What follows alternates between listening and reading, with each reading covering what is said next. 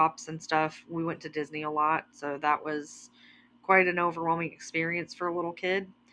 Yes. Um, and that helped a lot. Was knowing what worked for me also worked for some of my kids, so I was able Yeah. to implement some of that.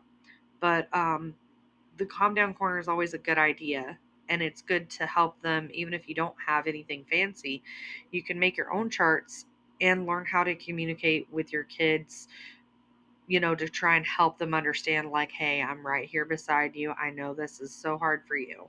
Even them just hearing that is so helpful for them getting through Yes. those hard times.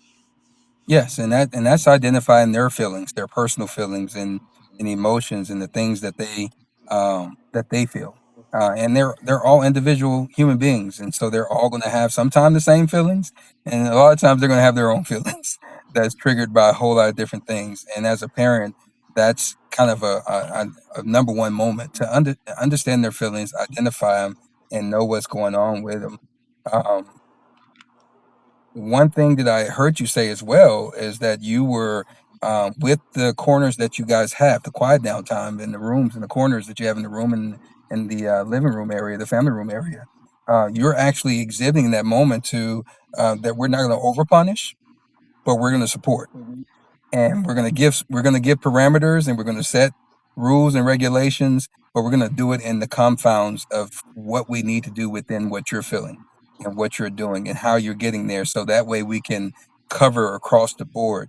um, I've seen a lot of times that people kind of take it overboard and they punish first, and they go straight to the punishment: sit down, stop, quit, shut up, stop, and all those different things, but they never take the time to understand exactly what that kid's feelings are.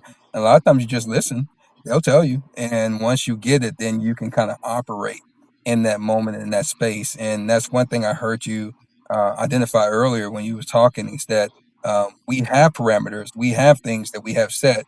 And so when you get to this level, we're going to put you here, and we're going to let you calm down, and we're going to figure out what that moment is in that time, so we can start deducting things out of your space, so that way you can get back where you need to be, or adding stuff into your space so you can get to the place where you need to be, to get back to a level of being at peace. And I think that's something that a lot of parents need to start identifying, and then also people in the public as well, identifying that those things that we can help.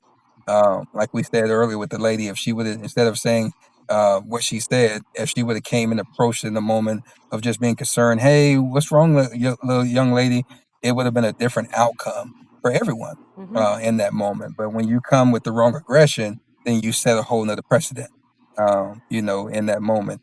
And so I think that's something that we need to really pay attention to not punish, but support, and then also just have patience.